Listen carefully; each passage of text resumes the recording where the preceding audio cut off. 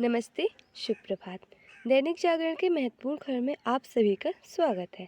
आज हम बात करेंगे दैनिक जागरण की कुछ महत्वपूर्ण खबरों के बारे में, साथ ही उसके एक यूपीएससी जो पिछले विगत वर्ष पूछा गया प्रश्न है उसे भी सॉल्व करेंगे। याद रखिएगा, यह दैनिक जागरण का राष्ट्रीय संस्करण है, जिसमें आप लोग को वही खबरें मिलेंगी जो आपके परीक्षा के पॉइंट व्यू से इम्पोर्टेंट होगी। आशा करती हूँ कि आप लोग को यह खबर अच्छी लगे। धन्यवाद। चलिए देखते हैं आज की क्या खास खबरें हैं, हम उन्हें एक एक करके देख लेते हैं। खबर की तरफ आगे बढ़ने से पहले हम प्रश्न को देखेंगे, उसके बाद हम खबरों को एक एक करके देख लेंगे। चलिए देखते हैं आज का प्रश्न क्या है। यह सिविल सेवा परीक्षा विगत वर्ष 2010 का प्रश्न है। प्रश्न है, नीली हरित शैवाल की कुछ प्रजातियों की कौन सी विशेषता उन्हें जैव उर्वरकों के रूप में बढ़ावा देने में मदद करती है। नीचे विकल्प दिए हुए हैं। ए है, वे वायुमंडलीय मीथेन को अमोनिया में परिवर्तित करते हैं, जिससे पौधे आसानी से अवशोषित कर सकते हैं। बी, वे पौधे को एंजाइमों का उत्पादन करने के लिए प्रेरित करते हैं, जो वायुमंडलीय नाइट्रोजन को नाइट्रेट में परिवर्तित करने में मदद करते हैं। सी, उनके पास वायुमंडलीय नाइट्रोजन को एक ऐसे रूप में परिवर्तित करने का तंत्र है जिससे पौधे आसानी से अवशोषित कर सकते हैं। डी, वो पौधे की जड़ों को बड़ी मात्रा में मिट्टी से नाइट्रेट कर अवशोषित करने के लिए प्रेरित करते हैं। आप लोगों से अनुरोध है कि आप लोग इसका आंसर कमेंट बॉक्स में जरूर बताएं, और इस क्वेश्चन का पूर्ण एनालाइज हम वीडियो के लास्ट में जरूर करेंगे। अगर आपको इसकी पूरी जानकारी चाहिए तो आप लोग वीडियो को लास्ट तक जरूर देखें। चलिए देखते हैं आज की क्या खास खबरें, हम उन्हें एक एक करके देख लेते हैं। आप सभी जानते ही होंगे कि राम मंदिर और बाबरी मस्जिद को लेकर काफ़ी लंबे समय तक विवाद चलता रहा। उसके बाद सर्वोच्च अदालत यानी सुप्रीम कोर्ट ने फैसला भी लिया था। फैसले के बाद अब अयोध्या में भव्य राम मंदिर बन रहा है। और आपको बता दें, 5 अगस्त 2020 को भारत के प्रधानमंत्री श्री नरेंद्र मोदी द्वारा भूमि पूजन अनुष्ठान किया गया था और मंदिर का निर्माण आरंभ हुआ था। राम मंदिर के गर्भगृह में विराजेंगे श्यामवर्णी रामलला। 3 मूर्तियों में से एक का चयन करने के लिए ट्रस्टियों ने किया गुप्त मतदान। सर्वाधिक पसंद किए गए अरुण योगीराज द्वारा निर्मित श्यामवर्णी विग्रह। फिर नीतीश के हाथ में जदयू की कमान। कार्यकारिणी की बैठक में ललन सिंह का अध्यक्ष पद से इस्तीफा। कांग्रेस नीतीश के निशाने पर अन्य घटक दलों से भी शिकायत। नीतीश कुमार ने दूसरी पार्टी का कमान संभाली। आपको बता दें, जदयू जनता पार्टी यूनाइटेड की बात हो रही है। बिहार का एक प्रमुख राजनीतिक दल है। इसे बिहार व अरुणाचल प्रदेश में राज्य स्तरीय राजनीतिक पार्टी का दर्जा प्राप्त है। और इसकी स्थापना की बात करें, अक्टूबर 2003 में इसकी स्थापना हुई थी और इसके राष्ट्रीय अध्यक्ष नीतीश कुमार हैं।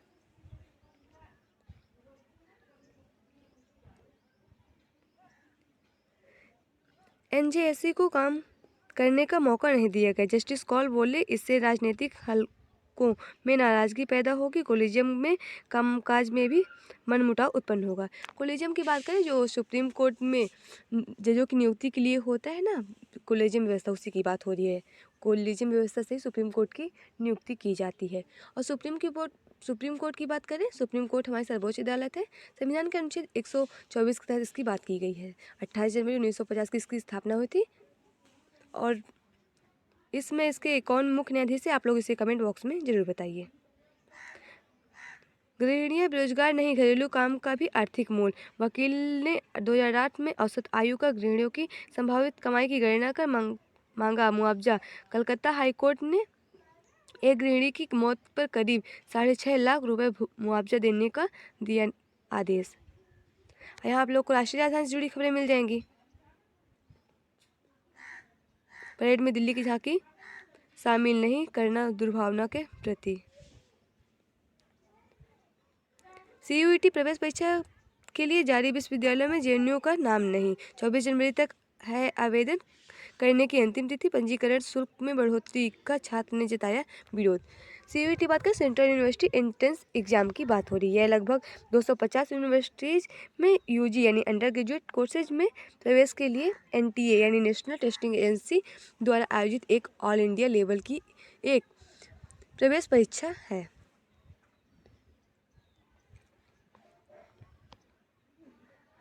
वोट बैंक की राजनीति से ऊपर उठ विकास की योजना लाए। पीएम ने राज्यों के मुख्य सचिवों को कहा, अगले साल दिसंबर में फिर मिलेंगे।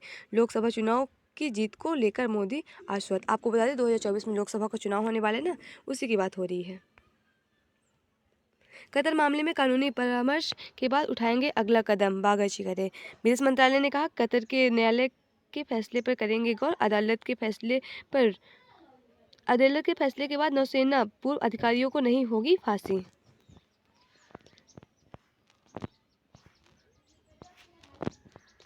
सड़क परियोजनाओं से खत्म होगा शहर का कचरा। ठोस कचरे के इस्तेमाल पर मिलाकर काम करेंगे सड़क परिवहन और शहरी कार्य मंत्रालय। 2 पायलट प्रोजेक्ट की सफलता के बाद हाईवे व दूसरी सड़क के निर्माण के लिए बढ़ाएगा दायरा। यहाँ देखिए कि 4 वर्षों में समझौते कर बनाई शांति की राह। यहाँ आप लोगों को राजनीति से जुड़ी खबरें मिलेंगी। अब राजनीति की खबरें आप लोग को इतना इम्पोर्टेंट नहीं होती, बस आप लोग राजनीति में जो चुनाव होते हैं ना, चुनाव आयोग के बारे में बस याद रखिएगा। और अब देख रहे हैं कि एक दूसरे के ऊपर आरोप प्रत्यारोप खूब लगेंगे। 2024 में होने वाला है लोकसभा का चुनाव भी। नीना सिंह CISF प्रमुख का कार्यभार संभाला। CISF केंद्रीय औद्योगिक सुरक्षा बल की बात हो रही, सेंट्रल इंडस्ट्रियलिटीज सिक्योरिटी फोर्स। जब आप कभी एयरपोर्ट जाते हो या मेट्रो के अंदर गए हो ना, तो वहाँ जो सिक्योरिटी बल तैनात होती है वही होती है CISF। इसकी स्थापना की बात करें 1969 में इसकी स्थापना हुई थी और इसका अधिनियम था 1968। इसमें इसका ध्येय वाक्य संरक्षण और सुरक्षा। अभी हाल ही में पहली भारतीय महिला अध्यक्ष नीना सिंह बनी है। यह वर्तमान राजस्थान कैडर की IPS ऑफिसर हैं। CISF यह एयरपोर्ट, दिल्ली मेट्रो, सरकारी भवन वहाँ तैनात होते हैं। IPS अधिकारी नीना सिंह ने गुरुवार को केंद्रीय औद्योगिक सुरक्षा बल से के नए महानिदेशक DG के रूप में कार्यभार संभाला। राजस्थान कैडर की 1989 बैच की भारतीय पुलिस सेवा अधिकारी नीना सिंह CIF की पहली महिला DG और केंद्रीय सशस्त्र बल की अब तक की तीसरी महिला महानिदेशक बन चुकी हैं। और यहाँ देख रहे हैं कि 22 जनवरी को होने वाला है रामलला की प्राण प्रतिष्ठा, तो अब देख रहे हैं उसका चल रहा है कार्य।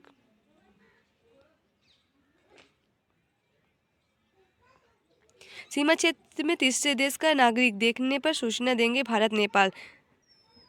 जौलजीबी में हुई भारतीय नेपाल सुरक्षा एजेंसियों की बैठक।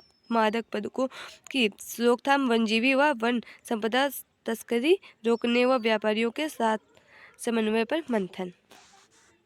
देश में मिले कोरोना संक्रमण के 797 नए मामले, 5 की मौत भी हो चुकी है। कोरोना संक्रमण के सक्रिय मामलों की संख्या 4091 हुई। मणिपुर के सामने आया JN-17 का पहला मामला। यह आप लोग का संपादकीय पाठ है। आप लोग के लिए प्रीलिम्स, मेंस, इंटरव्यू, अन्य प्रतियोगी परीक्षाओं के लिए भी सहायक होगा। अगर आप लोग किसी सिविल सर्विस या वन एंड एग्जाम की तैयारी करें ना, तो उसके लिए बहुत ही इंपॉर्टेंट होगा। और अगर आप लोग आंसर राइटिंग करते हैं, आंसर राइटिंग तैयारी करते हैं, उसके लिए इसमें कुछ महत्वपूर्ण आर्टिकल दिए होते हैं जो आपके परीक्षा के पॉइंट ऑफ व्यू से बहुत ही इंपॉर्टेंट होगा। आतंक की जड़ों को मिटाना जरूरी। यदि हम जम्मू कश्मीर में आतंक की समस्या का स्थायी हल नहीं चाहिए तो निर्माण रेखा को बदल कमान बनाना ही होगा। गत 21 दिसंबर को पुंछ में घने जंगल में तीखे मोड़ पर भारतीय सेना के वाहनों पर आतंकियों द्वारा घात लगाकर हमला किया। इसमें सेना के 4 जवान वीरगति प्राप्त हुए। हम देख रहे हैं ना कि अभी हाल ही में गुरुवार को 21 दिसंबर को हुआ था जो हमला, उसी की बात हो रही पुंछ में। अच्छा, जिसमें 4 शहीद बलिदान हुए थे नौजवान। जीवन बेहतर बनाने में सुशासन का योगदान। वर्ष 2023 बीत रहा है और नए वर्ष में प्रवेश करने जा रहे हैं। सरकार की ओर से जनता के जीवन को सुगम बनाने की दिशा में हर साल 10 निरंतर प्रयास जारी है। इस दिशा में इस वर्ष भी अनेक प्रयास किए गए और आगे भी करते जाएंगे, परंतु जन अपेक्षाओं का व्यापक बोझ सरकार पर लदा होने और सीमित संसाधनों के बलबूते सभी लोग की अपेक्षा को पूरा कर पाने की चुनौतियां भी अभी उसके समक्ष कम नहीं है। फिर भी यह तो कहा ही जा सकता है कि सुशासन की दिशा में सरकार आगे बढ़ रही है। चुनौतियों से निपटने की आशा। सभी देशों के नागरिकों को समझना होगा कि संयमित उपयोग की ग्लोबल वार्मिंग यानी पृथ्वी के विनाश को रोक सकता है। देशों को भी इसी सिद्धांत पर आधारित रणनीति का विचार करना होगा। $100 की संपत्ति वाली पहली महिला बनी फ्रांसुआ मायज। दुनिया की सबसे बड़ी कॉस्मेटिक कंपनी लोरियल की होल्डिंग कंपनी की चेयरमैन है मायज।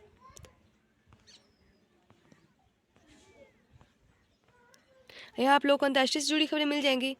चिनफिंग ने डोनजून को बताया चीन का नया रक्षा मंत्री।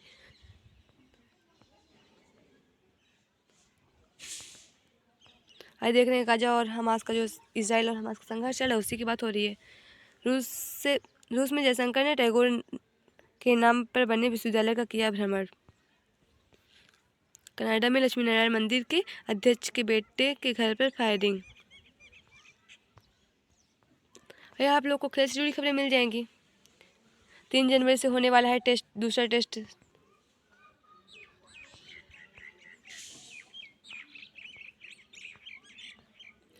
गणतंत्र दिवस परेड में इस बार भी नहीं दिखेगी बंगाल की झांकी।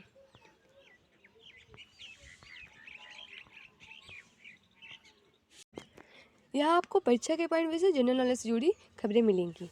मॉस्को में की गई सोवियत संघ के गठन की औपचारिक घोषणा। 1922 में आज ही मॉस्को के बोल्शोई थिएटर में सोवियत संघ जो यूएसएसआर के गठन की औपचारिक घोषणा की गई थी। इसका गठन 15 गणराज्यों को मिलाकर किया गया था। 1951 में विघटन तक यूएसएसआर क्षेत्रफल के हिसाब से दुनिया का पहला सबसे बड़ा देश था। सुभाष चंद्र बोस ने पोर्ट ब्लेयर में पहली बार फहराया था तिरंगा। 1943 में आज ही सुभाष चंद्र बोस ने पोर्ट ब्लेयर के जिमखाना ग्राउंड यानी जो अब नेताजी स्टेडियम में पहली बार राष्ट्रीय ध्वज फहराया था। 23 मार्च 1943 में अंडमान निकोबार द्वीप समूह को जापान से ब्रिटिश शासन से मुक्त करा बोस की आजाद हिंद सरकार को सौंपा था। जीवन शैली सुधार कर डिमेंशिया को टालना संभव। आमतौर पर बुजुर्गों में होने वाली इस बीमारी का जीन ही नहीं एकमात्र कारण है। दुनिया में हर साल कम उम्र में डिमेंशिया के करीब 3.7 लाख नए मामले आते हैं सामने। 3.5 लाख अधिक लोग के बारे में अध्ययन किया जा चुका है। और आप लोग को मूवी जुड़ी खबरें मिलेंगी। अगर आप लोग को इंटरेस्ट हो तो पढ़िए, ना हो तो कोई बात ही नहीं। आज की खबरें समाप्त होती है। आशा करती हूँ कि आप लोग को यह खबर अच्छी लगे। अगर खबर अच्छी लगे तो कृपया चैनल को लाइक शेयर सब्सक्राइब जरूर करें। अगर आप लोग के पास कोई सुझाव है तो भी आप लोग हमसे साझा कर सकते हैं। चलिए देखते हैं आज का क्या प्रश्न है, उसे हम थोड़ा देख लेते हैं। आज का प्रश्न नीले हरित शैवाल की कुछ प्रजातियों की कौन सी विशेषता उन्हें जैव उर्वरक के रूप में बढ़ावा देने में मदद करता है। तो इसका सही जवाब होगा ऑप्शन सी, यानी उसके पास वायुमंडलीय नाइट्रोजन को एक ऐसे रूप में परिवर्तित करने का तंत्र है जिससे पौधे आसानी से अवशोषित कर सकते हैं। चलिए इसका विश्लेषण देख लेते हैं। साइनोबैक्टीरिया या नील हरित शैवाल जैव उर्वरक का एक उदाहरण है। एक प्रकार का जैविक उर्वरक जिसमें जीवित जीव होते हैं तथा मिट्टी की उर्वरता और पौधों की वृद्धि सुनिश्चित करने के लिए और सौर ऊर्जा नाइट्रोजन एवं पानी जैसे प्राकृतिक रूप में पाए जाने वाले इनपुट का दोहन करते हैं। नील हरित शैवाल फोटो ऑटोट्रॉफिक सूक्ष्म जीव है। उनके पास विशेष कोशिकाएं हैं जिससे वायुमंडलीय नाइट्रोजन को अमोनिया में परिवर्तित करने के लिए सौर ऊर्जा का उपयोग करते हैं। अमोनिया का उपयोग पौधों द्वारा वृद्धि और उत्पादन बढ़ाने के लिए किया जाता है। आज के लिए बस इतना। आज की खबरें समाप्त होती हैं। धन्यवाद।